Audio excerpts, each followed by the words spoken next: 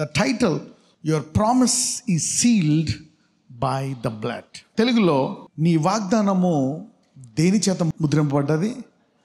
రక్తం. అందరూ పక్కలతో చెప్పండి, నీ వాగ్దానము రక్తము చేత ముద్రింపబడ్డది. అనేక మంది జీవితాలు ఈ రోజు నుంచి గొప్పగా మారిపోయే అవకాశం ఉంది. It is the desire and the passion that makes you go to the destination, not your good deeds, your bad deeds, your weakness, your skill, your strength. మనకుండే చెడు అలవాట్లు కాదు, మంచి అలవాట్లు కాదు, తలాంతులు కాదు, ప్రాక్టీస్ కాదు, ఆశ. మీకు ఎప్పుడు చెప్తా ఉంటాను, దేవుడు ఎవరిని తృప్తిపరుస్తాడంట? ఆశ గల ప్రాణమును తృప్తిపరుస్తాడు. So desire is a very powerful word. ఎవరైనా ఆశపడి ఆయన వద్దకు వచ్చారనుకోండి, నీకు తలాంతులు లేవా, అర్హత లేదా, డబ్బు లేదా, ఎందులో అయినా ఇన్ఫీరియర్ ఫీల్ అవుతున్నావా, if you are feeling inferior in any area of your life, నీకు ఆశ ఉంటే చాలు, మిగిలిన అన్ని దేవుడు చూసుకుంటాడు. Everything as long as you continue. ఒకసారి ఒక మెసేజ్ కూడా చెప్పాను, in continuity lies the blessing. In continuing is very very powerful. నిర్గమకాండం 24:8, ఎక్సోడస్ 24:8. అప్పుడు మోషే రక్తమును తీసుకొని ప్రజల మీద ప్రోక్షించి, ఇదిగో ఈ సంగతులన్నిటి విషయమై యెహోవా మీతో చేసిన నిబంధన రక్తము ఇదే అని చెప్పెను. Right. And Moses took the blood and sprinkled it on the people and said, behold the blood of the covenant which the Lord has made with you concerning all these words. అప్పుడు మోషే రక్తమును తీసుకొని ప్రజల మీద ప్రోక్షించి, ఇదిగో ఈ సంగతులన్నిటి విషయమై యెహోవా మీతో చేసిన నిబంధన రక్తము. ఒక మాట, ఆయన చెప్పిన మాటలు, వాళ్ళు ఆ మాటలు తీసుకొని, ఆహా ఈ మాటలు మాకు నచ్చాయి, ఈ మాటలు మా జీవితంలో నెరవేర్చు ప్రభువా, మేము కూడా అవి మా జీవితంలో నెరవేరాలని మేము ఆశపడతాం, ప్రయత్నిస్తాం, మా సాయి శక్తులారా మేము నడుచుకుంటాం అని ఎప్పుడైతే వారు వారి ఆశను వ్యక్తపరిచారో, వారి ఆశను చూపించారో, దేవుడంట అప్పుడు మోషేతో అన్నాడంట, ఓకే ఆ మేకలు గొర్రెల రక్తము మరి తీసుకొని కొంచెం మందసం వేసి కొంచెం వేళ్ళ మీద ప్రోక్షించి, ఇదిగో ఈ మాటల విషయమై నేను ఇవి మీ జీవితంలో నెరవేరుస్తాను, దీనిని చేయడానికి నేను బద్ధుడై ఉంటాను అని చెప్పి దేవుడు ఒక నిబంధన చేశాడంట. See that God made a promise and he has sealed it with the blood. ఎందుకు రక్తము? Why blood? లేవీకాండం 17:11. రక్తము దేహమునకు ప్రాణము, మీ నిమిత్తము ప్రాయశ్చిత్తము చేయనట్లు బలిపీఠము మీద పోయిటకై దానిని మీకు ఇచ్చి తిని, రక్తము దానిలోనున్న ప్రాణమును బట్టి ప్రాయశ్చిత్తము చేయను. Why blood? For the life of the flesh is in the blood, and I have given it to you upon the altar to make an atonement for your soul. For it is the blood that maketh an atonement for your soul. సరే, దేవుడు ఒక వాగ్దానం ఇచ్చాడు, ఇది నెరవేర్చాలని మన జీవితంలో. అయితే మనకి ఆ వాగ్దానము నెరవేరకుండా ఉండడానికి ఏమడ్డు వస్తుందంట? ఒక మనిషి యొక్క బలహీనత, a man's weakness, a man's inability. చూడండి, చాలాసార్లు ఎవరైనా బ్లెస్ అయిపోతే ఏమంటాం? Luck, favour. He will be merciful to the froward, he will be froward. ఒక మనిషికి చెప్పి తర్వాత ఎలా ట్రీట్ చేయాలో కొంతమందికి ఇస్తాడు అనమాట. ఓకే, వీడు నా మాటినేటట్టు లేడు, ఆరాధన ఎక్కడ మారడు, కొంతకాలం వీడికి శ్రమ పెట్టాలా, నువ్వు లక్ నమ్మని ఇస్తాడు అనమాట. వాడు లక్ నమ్ముకుంటాడు కదా. చూడండి, it's not there, the word doesn't exist. ఎందుకంటే దేవుడు ఎంత బలమైనవాడు అంటే, ఒక మాట చెప్తాను చూడండి, లుక్ హౌ స్ట్రాంగ్ ఈజ్. ఒకసారి దేవుని స్ట్రెంగ్త్ దేనితో పోలుస్తాడో తెలుసా? మనం అంతా దేవుని శక్తిని, హీలింగ్, పవర్, అథారిటీ, రకరకాల వాటికి వాడతాం. The power to heal, power to get wealth, power power power power. You know what God's power is connected to? అందరూ దేవుని శక్తి అనండి. ఈరోజు దేవుని శక్తి దేనికి కనెక్ట్ అయిందో చెప్తాను. The Lord is strong to give every man his reward according to his works on this earth every day. Psalm 62:11. God has spoken once, twice have I heard this, that power belongeth unto God.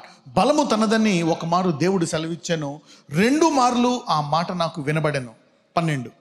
ప్రభువా, మనుషులందరికీ వారి వారి క్రియల చొప్పున నీవే ప్రతిఫలం ఇచ్చుచున్నావు గనుక కృప చూపుటయు నీది. చూసారా? What is the meaning of power? So when you are telling luck, you are telling that God is powerless. ఒకవేళ లక్ అనే పదాన్ని నమ్ముతున్నావంటే దేవుడికి శక్తి లేదు అంటున్నాం కదా. But God is there. దేవుడు లేడు అనుకున్నా, దేవుడు ఉన్నాడు. దేవుడికి శక్తి లేదనుకున్నా, ఆయనకి శక్తి ఉంది. ఇప్పుడు కాబట్టి తర్వాత తెలుసుకుంటావు. ఈ భూలోకంలో తెలుసుకోకపోతే నరకంలోనూ తెలుసుకుంటావు ధనవంతుడిలాగా. ఇక్కడ ఏమంటాడు తెలుసా ఆయన? కేవలం విశ్వాసులను, సంఘమును, సేవకుడు, ప్రవక్త అనడు. భూమి మీద ప్రతి మానవుడు, భూమి మీదకి వచ్చిన ప్రతి మానవుడికి వాని క్రియలు చొప్పున బహుమానం ఇవ్వడానికి అతను ఎవరంట? శక్తిమంతుడంట. So every man will receive according to what he does. That is the power of God. Somebody say power of God. మీకు చెప్పనా, what is more powerful is the mercy. Somebody say mercy. ఇక్కడ రక్తము చిందించాడంటే ఏంటి? Why God sealed it with the blood. ఎందుకు దేవుడు కావాలా మనకి? Why God? ఎందుకంటే ఆయన కూర్చునే సింహాసనం పేరేంటి? కృపా సింహాసనం. So without grace you can never reign in your life. Without the knowledge of grace you can never reign in your life. మీకు తెలుసా, సింహాసనాలు స్థిరపరచబడాలంటే దేని ద్వారా స్థిరపరచబడతాయి? కృప ద్వారా. So grace, knowing the grace of God. We need the grace of God. Every human being, ప్రతి మనిషికి దేవుని యొక్క కృప కావాలి. ఎందుకు అంటే మానవుడు బలహీనుడు. రోమన్స్ 3:23. ఏ భేదమును లేదు, అందరూ పాపం చేసి దేవుడు అనుగ్రహించు మహిమను పొందలేకపోతున్నారు. అందరూ పాపము చేసి దేవుడు అనుగ్రహించు మహిమను. What is the word? వాక్యం అంటే ఏంటి? ప్రామిస్. ఎంతమందికి మీ పర్సనల్గా దేవుడు నాకు ఒక వాగ్దానం ఇచ్చాడు ఎప్పుడైనా ఎవరికైనా అనిపించిందా? Anybody? Yeah, you are blessed. అది నీకు అనిపించలేదు అనుకోండి, you have not yet begun your faith journey. నీకు ఒక వాగ్దానం అనేది ఉంది. I got a promise. ఒక దర్శనం ఇచ్చాడు దేవుడు, ఒక విజన్ ఇచ్చాడు, ఇది నా మాట అనేది కనుక నీకు ఇంకా లేదంటే, నువ్వు తాతల నుంచి కుటుంబం అయినా, నువ్వు విశ్వాస అయినా, ఇంకా నీ విశ్వాస యాత్ర ఆరంభం అవ్వలేదు. అటువలే ఆరంభం అవ్వలేదు అనుకోండి, ఈ రోజు కనీసం ఈ రోజు నుంచి ఆరంభం అవును గాక. Because if you don't have a word every time, ఎప్పుడైనా నువ్వు దేవుడి దగ్గరికి వెళ్ళావు అనుకోండి, నీకు ఏం చెప్తాడు ఆయన?